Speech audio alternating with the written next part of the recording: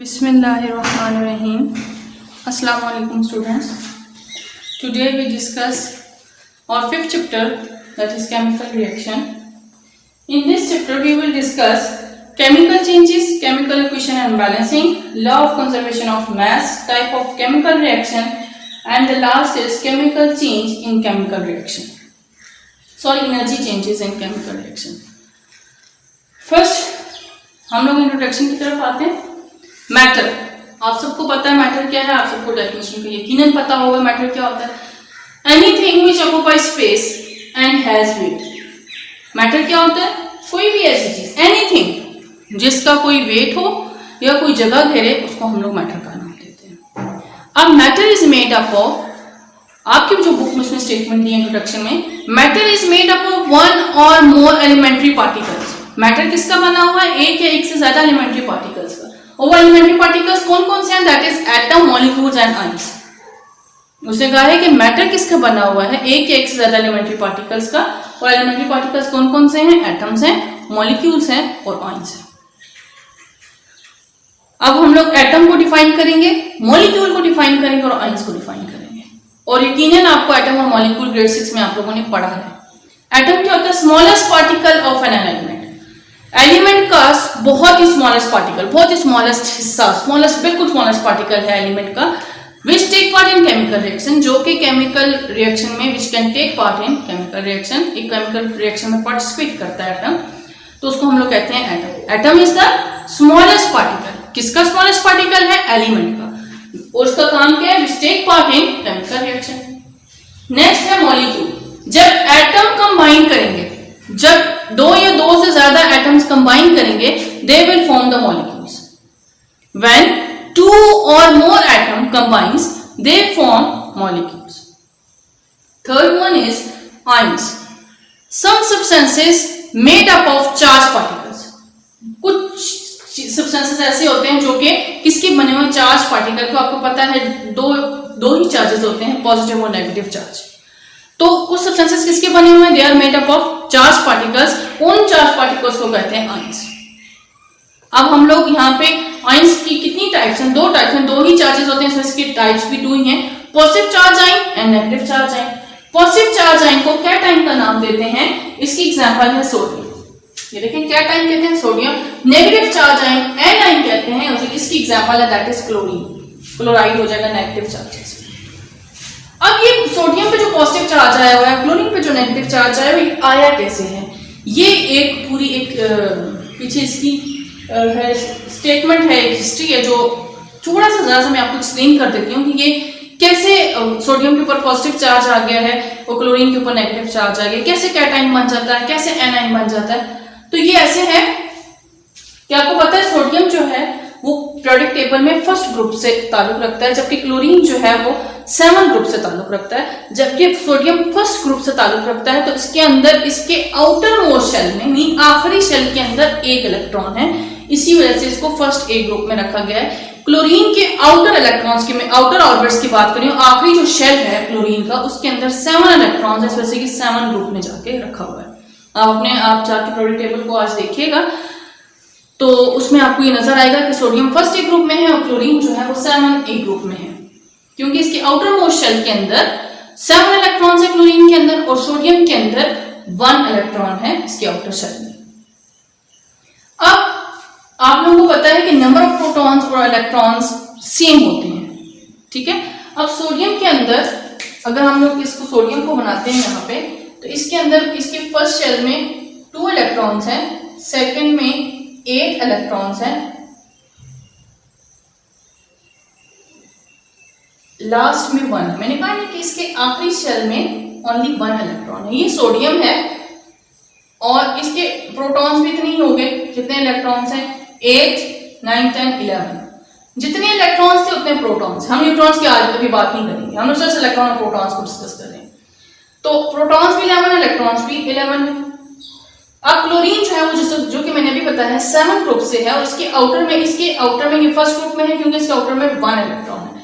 Chlorine 7 group में है और इसके आउटर में 7 इलेक्ट्रॉन्स हैं. इसके फर्स्ट शेल में 2 इलेक्ट्रॉन्स, सेकेंड में 8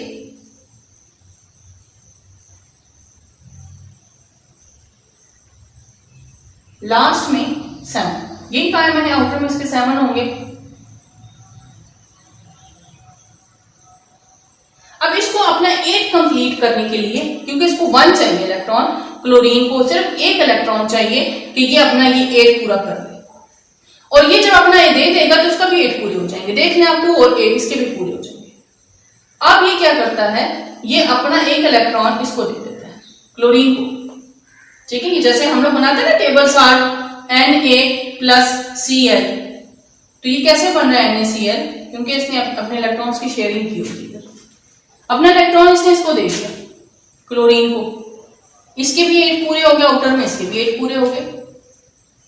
अब यहां से इलेक्ट्रॉन तो चला गया, जब यहां से इलेक्ट्रॉन चला गया, अब प्रोटॉन्स भी 11 थे, इलेक्ट्रॉन्स भी 11 थे, प्रोटॉन्स भी 11 थे। अब यहां से 1 इलेक्ट्रॉन चला गया, ये 10 रह गया, तो प्रोटॉन एक ज्यादा हो गया, पॉजिटिव चार्ज 1 ज्यादा हो गया ना पॉजिटिव चार्ज, क्योंकि ये 11 है और इलेक्ट्रॉन 10 है, क्योंकि उसने एक अपना क्लोरीन को दे दिया है, तो एक पॉजिटिव चार्ज उसका ज्यादा है। अब क्लोरीन ने जो है वो 1 गेन कर लिया, ये वाला इलेक्ट्रॉन इसने गेन कर लिया ना, इसके तो 7 थे, इसने एक गेन कर लिया, तो एक नेगेटिव चार्ज इस पे ज्यादा आ गया, क्योंकि इसके प्रोटॉन्स जो हैं वो 8, 9, 10, 17 ही है, 17 प्रोटॉन्स हैं, 17 ही इलेक्ट्रॉन्स थे। तो अब एक इसने प्लस सोडियम से ले लिया है, तो ये 18 हो गए, तो एक नेगेटिव इलेक्ट्रॉन के ऊपर नेगेटिव चार्ज है, तो इसके ऊपर एक नेगेटिव चार्ज एक्स्ट्रा है, तो ये इस तरह से इसके ऊपर पॉजिटिव कैटायन और एनायन बनता है, एक दे देता है दूसरा ले लेता है, तो इस तरह से इनके ऊपर चार्जेस आ जाते हैं। नेक्स्ट है given molecule composed of ions, the total amount of positive charge carried by the cation and negative charge ions carried by the anion are equal. So molecule जो इलेक्ट्रिकली न्यूट्रल होता है, ये बड़ा important point है कि जो molecule होगा वो इलेक्ट्रिकली न्यूट्रल होगा, क्योंकि total number of positive charge cation के हों, जो कैटाइन से लिए हों, या नेगेटिव चार्ज एनाइन के हों, वो इक्वल होते हैं। That's why they have the molecules are electrically neutral. Total positive charge carries by cation, जितना पॉजिटिव चार्ज जो है कैटाइन्स को हम लोग कह रहे हैं, और नेगेटिव चार्ज जो एनाइन है वो इक्वल होंगे। जब ये इक्वल होंगे so they molecules are electrically neutral. Next है मैटर अंडरगोज चेंज। अब चेंजेस 2 टाइप्स की चेंजेस हैं, एक है फिजिकल चेंज, दूसरी है केमिकल चेंज। हम लोगों ने यहाँ पे किसको डिस्कस करना है, ये छोटा सा पॉइंट था जो आगे आप लोगों के हाई क्लासेस में आपको जो मैंने अभी पॉइंट जो डिस्कस किया है टाइप्स ऑफ आयन को, ये हम लोग आगे नेक्स्ट जो है वो क्लासेस में देखेंगे। लेकिन एक आपको कॉन्सेप्ट जरूर होना चाहिए कि ये किस तरह से कैटाइन बन गया और एनाइन आ गया, तो ये थोड़ा सा मैंने आपको कॉन्सेप्ट दिया इसका। नेक्स्ट है chemical change. Matter undergoes change, हर मैटर के अंदर कोई ना कोई चेंज आती है, and change are of 2 types. 2 types है, फिजिकल चेंज है और दूसरा है केमिकल चेंज। फिजिकल चेंज वो चेंज है जो कि इजीली रिवर्सेबल हो जाती है, रिवर्स हो जाती है, और नो न्यू सब्सटेंसेस फॉर्म, नया कोई चीज नहीं बनती, वो इजीली रिवर्स कर सकते हैं आप लोग उस चीज को। जबकि केमिकल चेंज एक ऐसी चेंज है विच इज नॉट इजीली रिवर्सेबल, इसी के ऑपोजिट बात है कि वो एक तो इजीली रिवर्सेबल नहीं है, और ना ही कोई इसमें जो है उसमें फिजिकल चेंज में नो न्यू सब्सटेंसेस फॉर्म, लेकिन केमिकल चेंज के अंदर न्यू सब्सटेंसेस इज फॉर्म। इसी फिजिकल चेंज की ऑपोजिट बात जो है वो केमिकल चेंज है। फिजिकल चेंज में it is easily reversible and no new substances form, जबकि केमिकल चेंज के अंदर it is chemical change is one which is not easily reversible, it is not easily reversible and new substances are formed in chemical change. Next है chemical reactions. chemical reaction क्या होता है? Changes का पता चल गया, एक तो वो इजीली रिवर्स नहीं होता और ना ही नई सब्सटेंसेस बनते हैं। केमिकल चेंज के अंदर वो इजीली रिवर्स जो है वो नहीं हो सकता और नए सब्सटेंसेस जो है वो बन जाते हैं, इसको कहते हैं केमिकल चेंज। अब हम लोग केमिकल रिएक्शन की तरफ आएंगे। केमिकल रिएक्शन क्या है? केमिकल चेंज, जो ये केमिकल चेंज आ रही है रिएक्शन में, जो केमिकल चेंज आ रही है that is called chemical reaction. Chemical change आप देख लेंगे, हम लोगों ने केमिकल चेंज को डिफाइन किया है विच is not easily reversible and new substances is form. इस चेंज को कह रहा है केमिकल रिएक्शन, जो कि इजीली रिवर्स नहीं हो सकता, और जो नए सब्सटेंसेस बन जाते हैं उसे केमिकल रिएक्शन कहते हैं, उसे केमिकल चेंज कह रहा है। और ये जो केमिकल चेंज है इसको केमिकल रिएक्शन कहा है। केमिकल चेंज में क्या था, easily, it is not easily reversible and new substances are found. अब उसने डेफिनेशन में ये बात की है कि chemical change is called chemical reaction. आपको मैंने अभी केमिकल चेंज बताया कि जो कि ना तो इजीली रिवर्स नहीं हो सकता, उसमें नई चीजें बन जाती हैं, वो है केमिकल चेंज। और इस केमिकल चेंज को हम लोगों ने कहा है chemical reaction. Process in which chemical change occur in new substances is form. Obviously जब केमिकल रिएक्शन होगा तो नई नई चीजें बनेंगी, रिएक्शन के बाद नई चीजें बनती हैं। अब यहां पर वो थोड़ा सा नेक्स्ट उसको डिफाइन करेगा।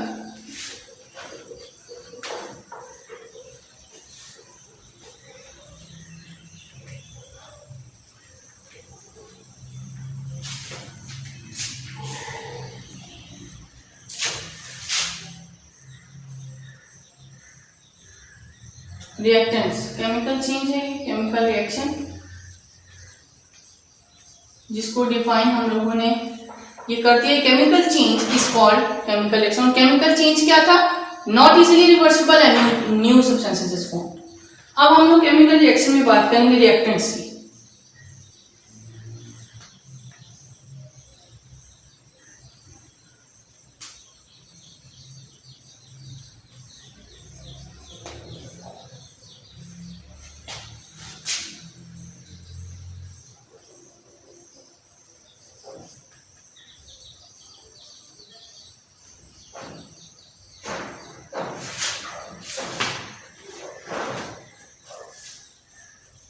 प्रोडक्ट की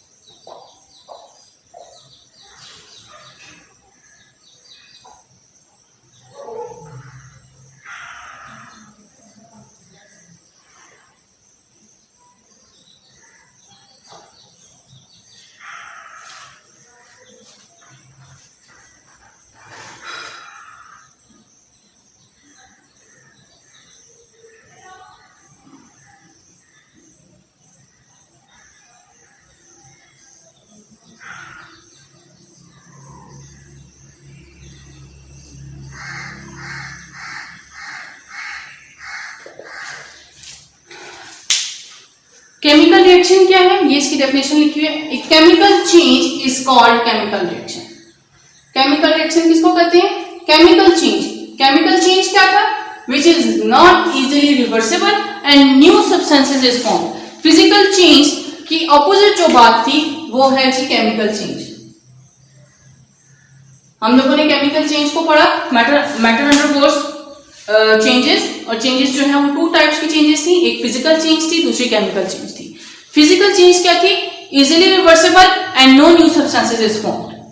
केमिकल चेंज क्या था, इसी की ऑपोजिट बात करनी है कि केमिकल चेंज जो है वो is one which is not easily reversible, एक तो वो दोबारा रिवर्स नहीं हो सकता, and new substances is formed. क्यों, नई चीजें बन जाती हैं जिससे वो रिवर्स नहीं हो सकता। फिजिकल में वो it is easily reversible and no new substances is formed. Chemical change इसी के ऑपोजिट बात करेंगे कि it is not reversible and new substances is formed.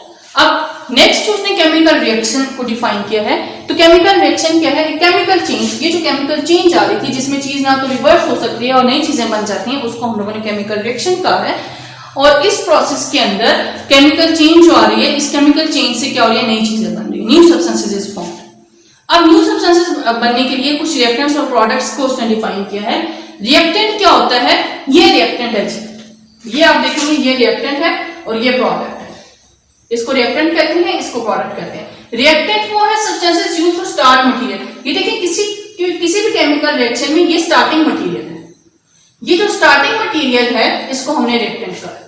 ये दोनों स्टार्ट करेंगे रिएक्शन और इसके स्टार्ट होते साथ ही स्टार्टिंग मटेरियल को रिएक्टेंट कहा है। स्टार्ट होने के बाद जो नई चीज बन जाएगी उसको प्रोडक्ट का कहा है। Substances used as starting material, that one is a starting material, इसको हमने रिएक्टेंट का नाम दिया है। प्रोडक्ट क्या? न्यू। अब इसके स्टार्ट होने से, इन दोनों की रिएक्शन करने से नई चीज बन गई है, new substance, that is called product. और प्रोडक्ट जो है वो इस केमिकल रिएक्शन में नई चीज बनती है। अब ये जो ट्रांसफॉर्मेशन है, ये जो ट्रांसफॉर्मेशन है रिएक्टेंट टू प्रोडक्ट, रिएक्टेंट से जो चीज चेंज होकर प्रोडक्ट में बन गई, it is known as chemical reaction. अब इसको लिखा उसने रिएक्टेंट इनटू प्रोडक्ट, ये दो चीजों ने रिएक्ट किया है और नी चीज प्रोडक्ट बन गई। अब उसने यहां पर बताया इन केमिकल रिएक्शन वन और more than one substances give rise to new substance. एक होंगी या दो चीजें होंगी, ये आपस में जिस वक्त रिएक्ट करेंगी तो नई चीज बना देंगी। पॉसिबिलिटी है इफ टू और more substances take part in chemical reaction, अगर दो या दो से ज्यादा चीजें रिएक्टेंट्स यहाँ पे A B प्लस C करते हैं यहाँ पर, तो यहाँ पे अगर एक दो या दो से ज्यादा चीजें भी अगर यूज हो रही हैं तो प्रोडक्ट जो नया बनेगा, नई जो चीज बनेगी वो उसका प्रोडक्ट होगा उस केमिकल रिएक्शन में। और ये जो दो चीजें ये आपस में रिएक्ट करेंगी, टू और more substances take part in chemical reaction, we say that they react with each other. इन दोनों ने, अभी मैंने पहले भी ये बात एक्सप्लेन की है, जो रिएक्टर में ये दोनों चीजें जो पार्टिसिपेट करेंगी दोनों आपस में रिएक्ट करेंगी, इनके रिएक्शन से नई चीज बन जाएगी जिसको हमने प्रोडक्ट का नाम देते हैं। अब कुछ उसने एग्जांपल्स दिए केमिकल रिएक्शन में। बुक नंबर पेज नंबर 90 पर आप लोग आ जाएं। Following are the examples of chemical change. Number 1, burning of material. Burning किसकी हो रही है? कोल की हो, चाहे वुड की हो, पेपर की हो, पेट्रोल की हो, तो ये बर्निंग ऑफ मटेरियल जो है it is a chemical change. Number 2, rusting, जंग लग जाना लोहे को, it is also a chemical change. The cooking of food, पहले फूड कैसा होता है, पकाने के बाद कैसे चेंज आ जाती है, तो this is also example of chemical change. Spoiling of food, जब फूड खराब हो जाता है, स्पॉइल हो जाता है। डाइजेशन ऑफ फूड, फूड की जब डाइजेशन हो जाती है। कर्डलिंग ऑफ मिल्क, जब एक दूध जो है उसके अंदर लींबू वगैरह डाल देंगे तो कर्डलिंग हो जाएगी। Curdling of the food. Photosynthesis, photosynthesis भी एक प्रोसेस है जो प्लांट्स में होता है for the preparation of the food. Plant photosynthesis कौन सा प्रोसेस जिसके पौधे जो हैं वो अपनी खुराक तैयार करते हैं, that process is called photosynthesis. तो फोटोसिंथेसिस भी जो है वो भी केमिकल चेंज है। Number 8, addition of water to quick lime, अगर पानी को लाइम के अंदर ऐड कर दिया जाए तो ये भी एक केमिकल चेंज है। इसके अलावा the staking of the lime. ये कुछ एग्जांपल्स थी केमिकल रिएक्शंस की जो हम लोगों ने यहाँ पे डिस्कस की हैं।